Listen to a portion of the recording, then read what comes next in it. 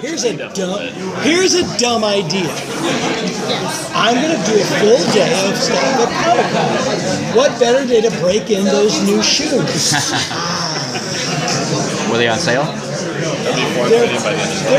They're great shoes. They're Fluvox. They're really good. Very nice. They're nice. Yeah, they were nice. But maybe the sneakers would have been smarter today. Suffer for your art. Exactly. Suffer for my. How is it that I look like a toe, but I'm still vain? Let's make that work. So with season 2 coming up, you had the big cliffhanger at the end of season 1. Yeah. And do you get to play with some time travel elements this season around? Yeah, I really painted myself into a corner. And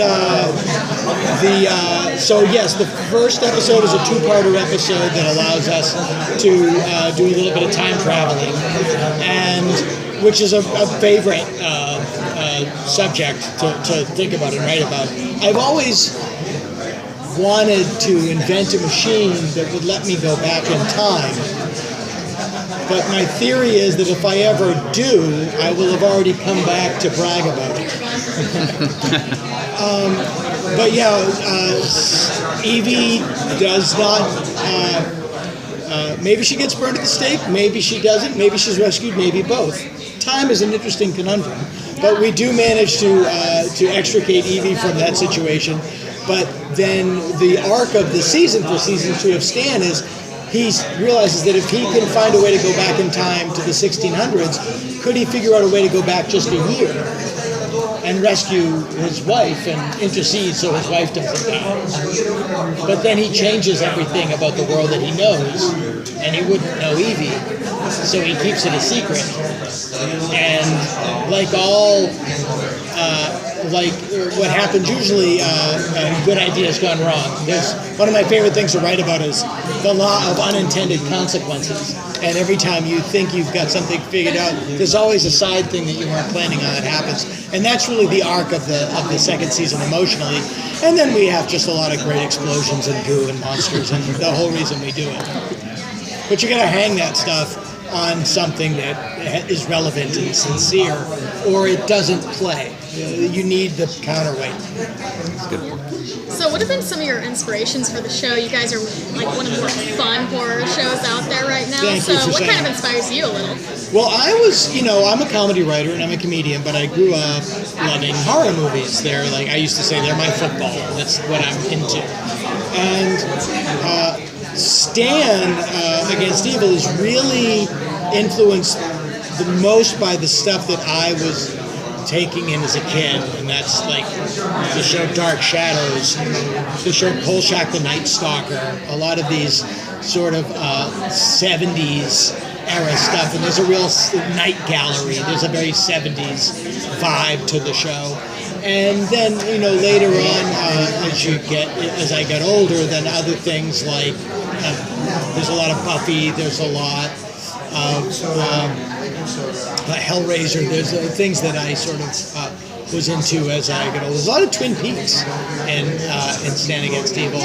People might not realize it, but it's just stuff that I like. And but I would say, if anything, if Stranger Things is really, if Stranger Things is set in the 80s, then Stan's soul is in the 70s, although it kind of takes place in a timeless kind of genre, timeless area. And then where do you get your inspiration for the monsters in the show? From all of those things that I like growing up. But I grew up reading Famous Monsters magazine, watching all the Universal classics. And then it's just a great example would be, my favorite horror movie is An American Werewolf in London. And the tone of that movie is the tone of Stand Against Evil. It's really scary, and the scary stuff is played straight, but then the people are funny because they're behaving in a normal way. They're funny because they're not behaving in a stylized horror way. And that's what I try to accomplish on the show. Well, we have an homage to An American Werewolf in London this year, but instead of a werewolf, it's a werepony. But a pony can kill. Just leave it at that. So it's taking things that I'm into and then just tweaking them enough to make them to make them funny. And stuff comes into your head. I had an idea for next year, if we're that fortunate, to have a Russian doll monster, where it's a small monster inside a bigger monster inside a bigger monster inside a bigger monster inside a bigger monster. How it will fit in, I don't know, but that's a fun thing I get to think about now. Once the show is finished filming, like how much does thinking about the new season consume your brain? Because you're doing other stuff and stand up. Well, I'm editing now and putting the shows together, and that's always a very laborious process. And but see, it's funny. I had. Do you know Bob Goldthwait? Mm-hmm. Okay, so Bob's an old buddy of mine. We had dinner the other night, and he said, do you want to direct a movie? I was like, no, I hate directing. What I love, my favorite thing to do is this. Like, I'm working on this, but I get to think about new stuff to do. My favorite part of the process is in February, when I get the go-ahead to write the scripts. I get up in the morning, I take my kids to school, I go to the gym, and then I get to sit in my house with my dog and live in this world and just kind of create a world. It's the best job you can have. I want to ask, like the creature and effect design of I really enjoy the practical effects and hard camera effects. How much are you involved with the design of those? Do you say, I want to wear pony, and then they bring you drawings, or is it, I want to wear pony? That's basically it. Our effects crew, Autonomous Effects, we're all the same person. We all grew up watching creature features. We all would be here at Comic-Con. If we weren't here for work, we'd be here for fun.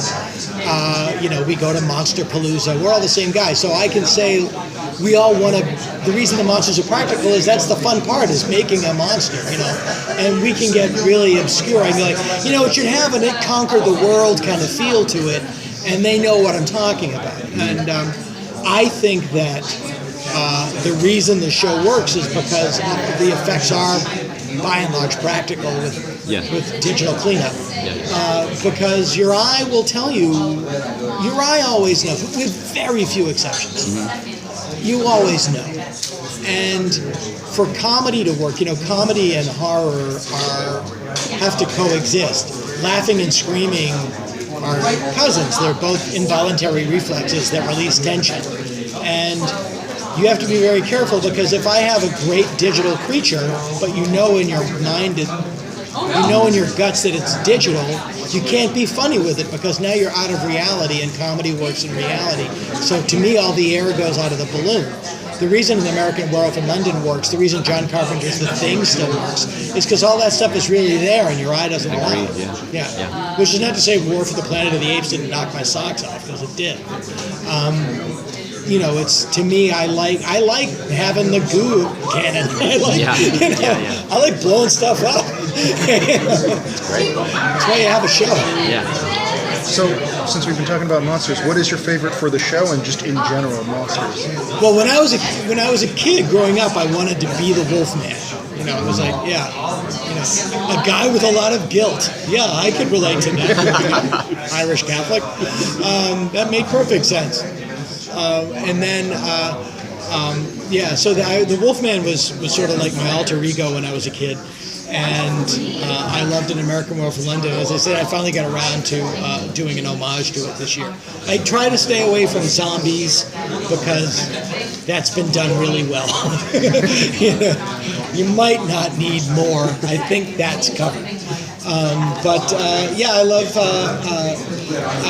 that, and I loved the show The Night Stalker when I was a kid. They had great monsters on The Night Stalker. Again, all practical. There's a lot of Doctor Who influence on this show too. The newer episodes of Doctor Who. There's a lot of, the tone of our show is very similar. The relationship with Stan and Evie is very similar to the Doctor and his companion. And they're I'm not saying I'm as smart as Stephen Moffat, because I'm not, but I try to. There's a lot of influence in that. From a creative standpoint, you've had to work within guidelines before, but IFC seems like a pretty good place for Stand Against Evil. Is it nice to have that kind of freedom when it comes to writing characters and developing storylines? From beginning to end, I don't think this process would ever happen to me again. I kind of had this idea of, like, just as a a thing to do, and I was going to do it as a digital short just for myself. What if I had a horror movie and just put my dad in the middle of it, and he would behave the way my dad would in a horror movie, which we wouldn't give a shit. It wouldn't bother him. And I was going to play my dad, and I was going to have Greg Nicotero from The Walking Dead as one of my closest friends. I was like, can you make me look 70? Like, yeah, sure. Okay, great. And I was going to do it, and then I just happened to have been having lunch with Pete Aronson at IFC, who's just a friend of mine. And we weren't having a business lunch. We were just catching up. And he just said, you should write a funny X-Files. That'd be good for you. And I went, I just did. and I pitched it to him, and he went, well, could you change A to B and C to D and D to E? And I said, yeah, I could do that. So I went away, and I brought it in, and I pitched it, and we bought it in the room, which has never happened. And then I was very fortunate to get a dream cast. And IFC, there's a lot of creative freedom. Like they know what the show is, and they let you do the show you want to do. It's absolutely a team effort, and their notes are always they're few and great because you need other eyes on a project. You can't just be up your own butt. And the limitations come from, we do the show on a budget. This is like a low-budget movie.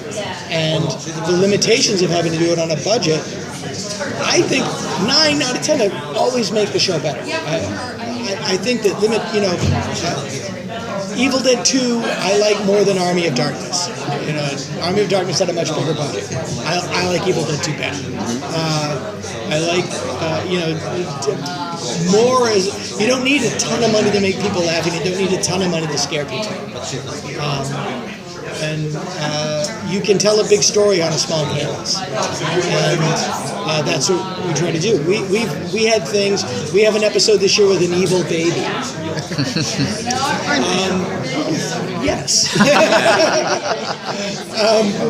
But we were going to shoot the finale in this clearing in the woods, and we couldn't because of weather. And I literally had no idea what to do. And I was sitting with the director, Rob Cohen. I said, we're fucked. And then Molly Coffey, who's the art director, said, well, if it's a baby, what if it made a tree, like a blanket fort? And then Rob, the director, said, well, wait a minute, what if it was like a blanket fort version of the Nostromo from Alien? And I was like, well, if it's a Nostromo from Alien, then its victims could be swaddled in blankets like the alien cocoons. And this whole thing, and the ending that we have is great, and it's so much better than if we could have done what we planned. And we shot it in a storefront, like we rented for 3 days. And that's what's doing the show is great. People are all on the same page, coming up with stuff. It was great. My character gets covered in slime. How many times do we get to see you this season? I'm in it a little bit more. I think I'm in 3 or 4. The fans demanded that Kevin and Denise get closer. So yeah, I'm in it. I'm in a little bit more. I'm very, I have an ego. I'm an actor. I want to be on the show. Sure. But I like being the weird guy that comes in and goes out. My acting career I tend to be the weird guy that comes in and goes out. It's always more fun to be the weirdo. Exactly. We have time for this table. One more question. Okay. I can't think of anything from along. I'm sorry, guys. Super cool. You have a lot of Denise is a lovable weirdo. Yeah. Stan is Archie Bunker. What's your favorite part about writing these characters? My favorite part about writing these characters is writing Stan's kind of wisecracks, because 9 times out of 10 it's just stuff I've heard my dad say. That's great. It's the easiest part. And I'll leave you with this as an example of how funny my dad is and how my dad really is Stan. When my grandmother was passing away, my dad called me up and said, You better get on a plane. Your grandmother's got one foot in the grave and the other on a banana peel. And he's talking about his mother. So that will tell you, it's not. It's more journalism than creative writing. I guess I got it right here too. Thanks, Dana. I hope you guys get a chance to go to the convention itself. Oh, yes. Tell Johnny Sullivan hello. I will. Thank you. Oh,